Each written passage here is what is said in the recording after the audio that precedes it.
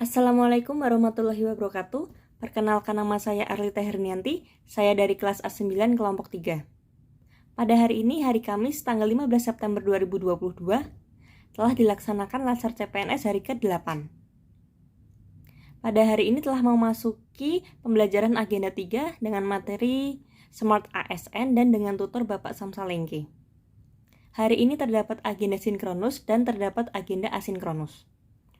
Untuk agenda asinkronus atau penugasan asinkronus terdiri dari tugas individu dan tugas kelompok. Untuk tugas individu ada 2. Yang pertama yaitu peserta diminta untuk membuat analisis isu terkait manajemen ASN.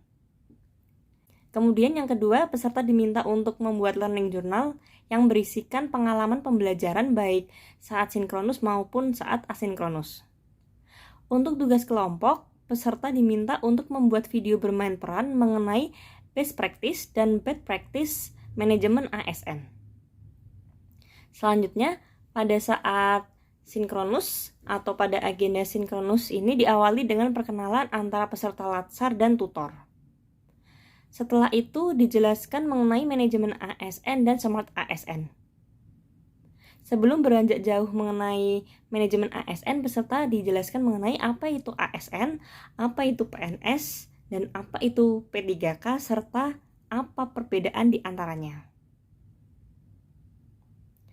Selain itu, dijelaskan mengenai nilai dasar, kemudian kode etik dan perilaku ASN, fungsi dan peran ASN, hak-hak dan kewajiban ASN, kemudian dijelaskan mengenai manajemen ASN yang meliputi penetapan kebutuhan dan penyusunan kebutuhan, kemudian pengadaan, pangkat dan jabatan, pengembangan karir, pola karir, promosi, mutasi, disiplin, penggajian dan tunjangan, tunjangan pensiun dan tunjangan hari tua, penghargaan, penilaian kinerja, perlindungan, penghargaan, dan lainnya.